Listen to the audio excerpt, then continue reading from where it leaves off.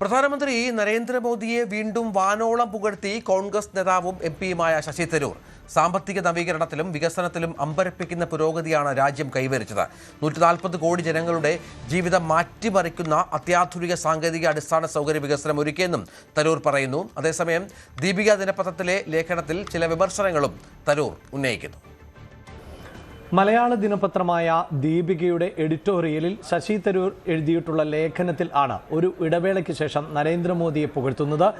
മോദിയെ വ്യക്തിപരമായി പുകഴ്ത്തുന്നു എന്നതിനോടൊപ്പം തന്നെ നരേന്ദ്രമോദിയുടെ നയങ്ങളെയും സർക്കാരിന്റെ പ്രവർത്തനങ്ങളെയും പുകഴ്ത്തുന്ന തരത്തിലാണ് ഈ ലേഖനത്തിൽ ഉള്ളത്. അതോടൊപ്പം തന്നെ ചില വിമർശനങ്ങളും നരേന്ദ്രമോദിക്കും സർക്കാരിനുമെതിരെ ഉന്നയിക്കുകയും ചെയ്യപ്പെടുന്നുണ്ട്.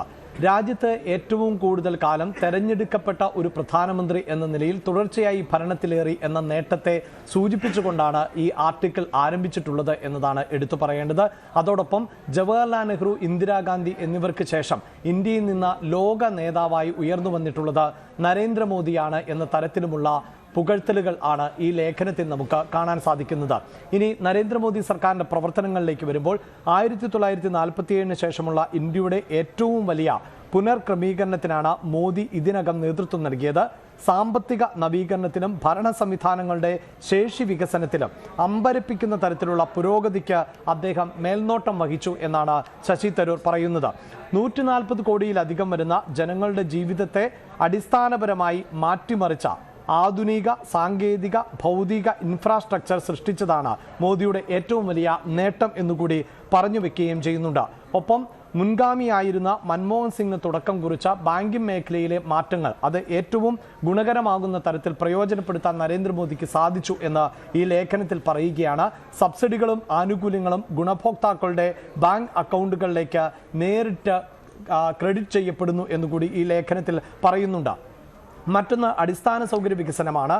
നല്ല പൈതൃകം എന്നാണ് ഇതിൽ വിശേഷണം ഉള്ളത്. അതോടൊപ്പം പതിറ്റാണ്ടുകളായി നിലവാരം കുറഞ്ഞ ലോജിസ്റ്റിക്സ് സൗകര്യങ്ങൾ ഇന്ത്യയുടെ സാമ്പത്തിക വളർച്ചയെ തടസ്സപ്പെടുത്തിയിരുന്നു. എന്നാൽ മോദി സർക്കാർ ഈ പ്രശ്നത്തെ യുദ്ധകാലാടിസ്ഥാനത്തിൽ സമീപിക്കുകയും ഹൈവേകൾ, വിമാനത്താവളങ്ങൾ, അതിവേഗ റെയിൽ ശൃംഖലകൾ എന്നിവയിലേക്ക് റെക്കോർഡ് നിക്ഷേപം എത്തിക്കുകയും ചെയ്തു എന്നുള്ളതാണ്.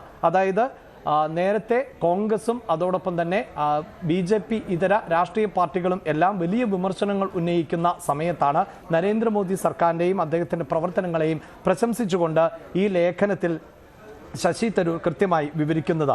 അതേസമയം തന്നെ ചില വിമർശനങ്ങൾ കൂടി അദ്ദേഹം ഉന്നയിക്കുന്നുണ്ട്. ചില തെറ്റുകൾ സംഭവിച്ചിട്ടുണ്ട്. ഉദാഹരണത്തിന് ഇറാൻ യുദ്ധത്തിൽ ഇന്ത്യ അമേരിക്കയുടെയും ഇസ്രായേലിൻ്റെയും പക്ഷത്താണ് എന്ന ധാരണ പരത്തുന്നതിന് പകരം ഒരു നിഷ്പക്ഷ കക്ഷിയായും സാധ്യതയുള്ള ഒരു മധ്യസ്ഥനായും സ്വയം നിലയുറപ്പിക്കണമെന്നായിരുന്നു ഇതിൽ തരൂരിൻ്റെ നിഗമനം. അതോടൊപ്പം തന്നെ മോദിയുടെ ഭരണം കടുത്ത വിമർശനങ്ങൾ നേരിടുന്നുണ്ട്. മോദി സർക്കാരിൻ്റെ അടിസ്ഥാന പ്രത്യയശാസ്ത്രമായ ഹിന്ദുത്വം രാജ്യത്തെ ജനസംഖ്യയുടെ 80% വരുന്ന ഹൈന്ദവ പൈതൃകത്തിൽ ഇന്ത്യയുടെ സാംസ്കാരിക സ്വത്വം ഉറപ്പിച്ചു നിർത്താൻ ശ്രമിക്കുന്നു എന്നിങ്ങനെയുള്ള വിമർശനങ്ങളുണ്ട്.